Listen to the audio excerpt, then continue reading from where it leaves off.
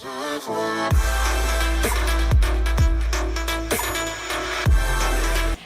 guys! Welcome back to my channel and thank you so much for clicking this video. So for today, try naman natin ang napakamaharlikang makeup ni Pony. So meron siyang sarili niyang brand, yung Pony Effect, and meron din siyang collaboration with Memebox, yung Pony X Memebox. So nakuha ko to from Style Korean. Thank you so much Style Korean. And for today, since medyo bougie ang ating mga products, ito na rin yung gagamitin ko, ang aking Luxie Complete Face Set. This is from Beauty by Freya. Meron silang yung physical store nila sa Glorieta 2.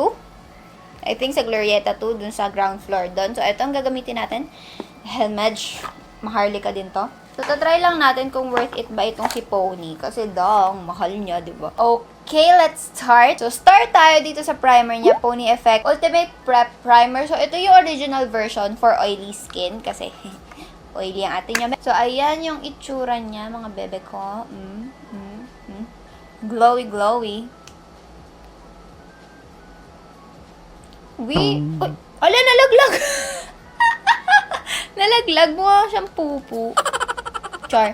Mukha siyang poops ng tawag dito, ng kalapate. So, ayan yung itsura ng primer. Nakikita nyo ba? Baka kasi malaglag eh. Ayan. Pero ang lambot. Ano to? Silicone primer.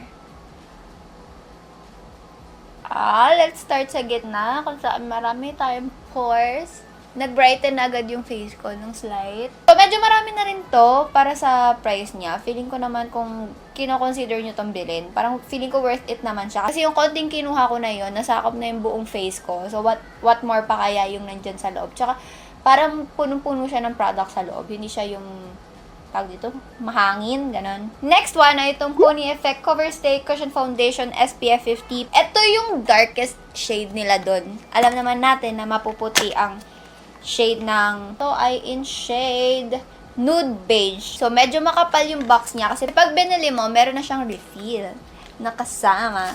Kaso nga lang, di ko shade to for sure. Pero, ganda, rose gold.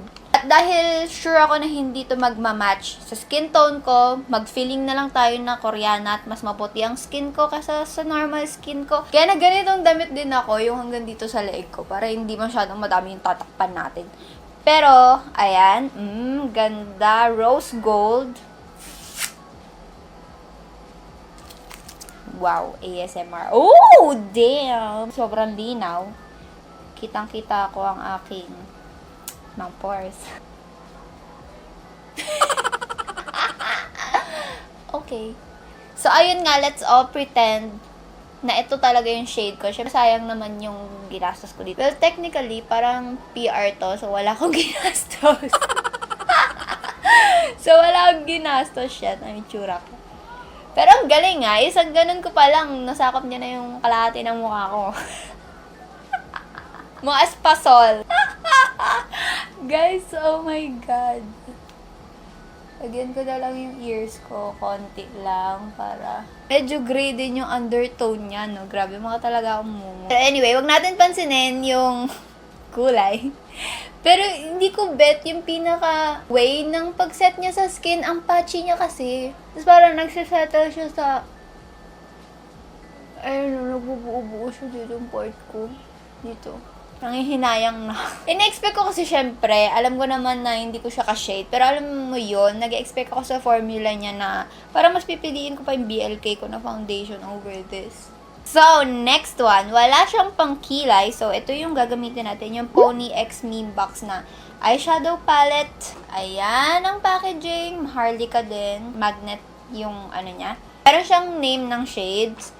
Tapos, ayan ang pinaka-palette. Iyan lang ang kulay niya. So, wala akong concealer na magmamatch sa ganitong klaseng puti na face ko. So, before tayo mag-eyeshadow, isaset ko muna yung face ko. So, ang gagamitin kong powder ay itong mixture ko ng Fashion 21 na powder ko, tsaka yung Nichido Final Powder. Minix ko silang dalawa. Kasi wala lang, trip ko lang. Okay, let's all move on. Gagawin natin ng paraan yan mamaya. So, dahil wala siyang pangkilay, dito ako kukuha ng pangkilay ko sa palette niya. Ito na lang yung gagamitin ko. Baka ipag-mix ko itong dalawa. Gamit itong aking Luxie 221 Flat Definer Brush. Saka itong Luxie 201 Brow and Lash na, kung ano man to, na spoolie, na brush. Ano ba? Spoolie. So, inano ko rin pala, inahit ko yung kilay ko, tapos nasobrahan ako sa sobrang ikli, parang bitin na bitin yung kilay ko. Pero okay lang din, match naman siya dito sa makeup tutorial natin kasi gagawin kong Korean-like as much as I can. Hindi ko pinapromise na magiging Korean yung kakalabasan nito. So, gagamitin ko muna itong Luxie 522 Tapered Highlighter Brush. Yan, kukunin ko lang etong shade na to, yung white, at i-spread out ko lang sa aking eyelids. So, yun nga, pinanood ko yung meme box tutorial niya. Ang pangit ng foundation dito, oh. Bububo. Yung meme box na tutorial niya for this eyeshadow palette. At yung ginawa niyang look as in natural. Yung natural Korean makeup look lang yung ginawa niya. Pero, since mahal nga to, syempre susulitin natin to. Hindi ako gagawa ng western Instagram body makeup. Hindi ganun. Tatry ko pa rin siya as Korean-like as possible. Pero smoky. Smoky na Korean. Syempre susulitin natin to. Mahal-mahal ito. So, starting with this Luxie 229 Tapered Blending Brush, I will use this one. Lalagay ko lang sa ating. Gagawa natin to ng paraan, guys. Makeup lang to. May paraan para dito. Kaya nagkaroon lang siya ng shadow. As in, konti lang ng shadow. So, iniisip ko, since hindi naman ganun karami yung matte shades niya, ito lang, 4 lang. Tapos parang puro pang definition lang yung colors nila, pang shadow, ganun. Ito na lang gagamitin ko. Magpe-play na lang ako dito sa shimmer colors niya. So, kukunin ko itong darkest one. Gamit itong Luxie 213 Eye Shading Brush. So, lalagay ko siya sa buong eyelids ko. As in, tinatap ko lang yung brush para full pigment yung makuha natin. Well, sa eyes, hindi siya ganun ka shimmery. Siguro, upper coat lang nitong eyeshadow. Kasi as in, ginaganon ko talaga. So, getting this bronze shade dito. Ito yung gagamitin natin pang blend dito sa taas. Para hindi siya super intense na brown lang. Okay, I know, baka hindi ito yung smoky Korean na ina-achieve ko, pero at least yung masulit man lang natin itong eyeshadow palette na to, diba? So, kunin ko yung brush na ginamit ko sa dark brown kanina at ilalagay ko siya dito. Yung natira na lang to, dito lang sa lower part. As in, konting-konti lang. Okay, I think okay na ako sa ganyang eyeshadow base. Gagamitin natin itong kanyang grind eyeshadow ni Pony. So, ayan ang itsura niya sa loob. So, pag inikot natin siya, doon siya mag-grind. See? Whoop! Nalaglag na. Whoop! 5 pesos yun. So, using a brush, ilalagay ko siya sa gitnang part. OMG. Be-blend ko lang sa gilid para hindi super harsh. So, lalagay ko na lang din siya dito sa inner. And then, dito sa taas. Lagyan ko rin siya dito. Okay, done! Ayan na. Tinapos ko na lang yung isang eyes ko kasi ang boring. Kung papanoorin nyo pa, ganun din naman gagawin ko. Since wala akong nakuhang blush at wala rin namang blush shade dito, ito na lang yung gagamitin ko. Yung bago from Ever Bilena. Ito yung kanilang EB Matte Blush On. Ayan, super liit. Ang cute. So, this is in the shade Rosewood. Ano lang to, guys? 150 pesos lang to. Ganito kaliit. Ganda. Yan yung color niya. Cute. Fresh lang. Okay, so nakita ko dun sa meme box video ni Pony na ginamit niya itong palette niya as nose contour. So, ito yung gagamitin ko pag mix ko yan dalawa. Okay, workable naman siya. I-blend ko na lang siya para hindi ganun ka-harsh. Okay, nawawalan ako ng gana, guys. Totoo lang, nawawalan ako ng gana. Feeling ko, nawawalan ako ng pag-asa, ganun. Pero, nandito na tayo. Tapusin natin to. Blush brush na ginamit natin kanina. Gagamitin ko itong shade na ito sa taas as contour. Okay, hindi masyado nagko-contour yung Koreans. Pero kailangan ko kasi kailangan ko ng kulay.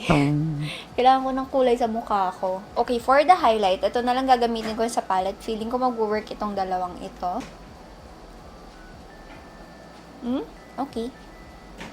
It works. Okay, before tayo mapunta sa lips, naisip ko, dadagdagan ko yung intensity ng brows kasi hindi siya ganun kabagay sa intensity ng eyes. So, i-define ko pa siya ng konti using yung mga shades dito pa rin sa palette. At hindi makukumpleto ang isang Korean makeup look kung walang ombre lips. So, since wala ko nakuhang lip product from Pony Effect, kinuha ko itong Maharlika din na lipstick. Ito yung ginamit ni Chun Song Yi sa My Love from the Stars. Ito yung Hera na lipstick.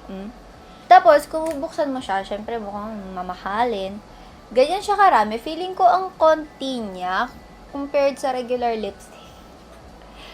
Diba? You feel me? So, i-ombre ko lang siya. Lalagay ko siya sa gitna. Ang bango Pero I'm not a fan of yung mga may amoy. Masyadong lipstick kasi parang nakakain ko yung amoy. Parang naging over yung makeup natin because of the falsies, don't you think? Pero anyway, ayan, hindi pa ako tapos. Ayusin ko muna, i-blend ko muna yung mukha ko. Tingnan natin. Hindi ako papayag ng ganito yung itsura ko. Ay, may nakuha din pala ako sa Style Korean na hello, mag-focus ka sa akin. Ayan. So, may nakuha pala ako sa Style Korean itong Color Moonwalk. Yung jelly pot shadow ng Moonshot. Ayan. It looks like that. Tapos jelly siya sa loob. So, ito yung gagamitin nating highlight. Well. Okay. Bubalik na yung sigla ko, guys. Nakita ko tong highlight na to. So, ginaganito ko muna siya sa kamay ko before ko siya ilagay sa face para soft lang siya sa face. Baka kasi pag nilagay ko dyan, tapos dito ko binlend, baka madaling mag-set, madaling matuyo. So, dyan muna siya. Ooh, I love. Okay, so this is the final look. So, ito na yung look na nabuo ko gamit itong mga products na ito. Pasensya na, feeling ko masyadong nagmukhang Japanese-like yung makeup because of the falsies. Pero, ayun. Let's run down yung mga products ulit. So, itong primer, nothing special. Silicone primer na nakakapagpa-smooth, nakakapag-ano ng pores mo. Pero ito, together with this cushion, parang hindi siya nag-work kasi kahit na pareho ko na sanang nilagay, may primer na, ito, nag-move around pa rin yung pinaka-foundation. At itong foundation na to, ito yung pinaka-hate ko. Ito yung pinaka-mahal, pero ito yung pinaka-hate ko. Well, a good thing na may kasama siyang refill pag binili mo siya. Pero, number 1, not my shade, pero okay lang yon kasi kasalanan ko naman kung bakit ko to kinuha. Number 2, yung pinaka-formula niya, hindi ko gusto the way na nagpa-patch siya dito sa dry patches ko dito tsaka dito. Hindi kasi siya yun nga, hindi siya fully dumidikit sa skin. Tapos, ang dry tignan ng skin ko malapitan. Tapos parang ito yung tipo ng foundation na kakalagay ko lang, feeling ko magbe-break out ako. Ayan. Itong eyeshadow palette, ang ganda ng pigmentation niya. Lalo na nung ginamit ko itong darkest na shimmer. Pero actually, hindi siya ganun ka-shimmery eh. Kasi, feeling ko top coat lang yung may shimmer niya. Pero pag diniin mo na yung brush mo dito, walay na, ganun. Ito okay lang, pero limited colors lang yung makukuha mo. Hindi ito yung normal palette sa atin, sa Philippines, na may red tones, na may mga blending, something. Ayun, parang mas okay pa bumili ka ng Everbila na Pro Play palette na feeling ko narinig ko din, discontinue na daw nila yun. So sad. Pero, ayun, worth it yung mga ganong klase ng palettes. Ito, not so much siguro sa taste nating Filipinos. Pero, maganda yung pigmentation niya. Walang masyadong fallout. Ito, maganda to. I mean, I like the concept. Kasi, actually, matagal na to. Matagal na nilang nilabas to. Pero, ngayon ko lang nagamit. Pero, I like the concept na i-grind mo yung eyeshadow. Pero, kasi pwede mo naman makuha yung ganitong klase ng pigmentation kung idudut mo lang talaga yung brush mo dun sa eyeshadow pan mo. Pero I like the idea. Gusto ko rin yung pigmentation niya. Pero, just like other products dito sa ginamit ko, meron din itong substitute. Hindi ito like yung bababago yung buhay nyo after nyo gamitin. No. So, itong Hera lipstick na to, syempre, napaka-Maharlika nito. Ang ganda niya sa lips, di ba? Ang ganda niya. Tapos, hindi siya ganun ka-drying. Medyo moisturizing siya. Pero, super konti lang. Yun nga lang may amoy siya. Hindi kasi ako talaga maano nun. Kasi feeling ko, nakakain ko yung amoy. until now, parang ganon. So, ayun guys, thank you so much for watching this video, and don't forget to subscribe for more kalokohan, kagagahan from me.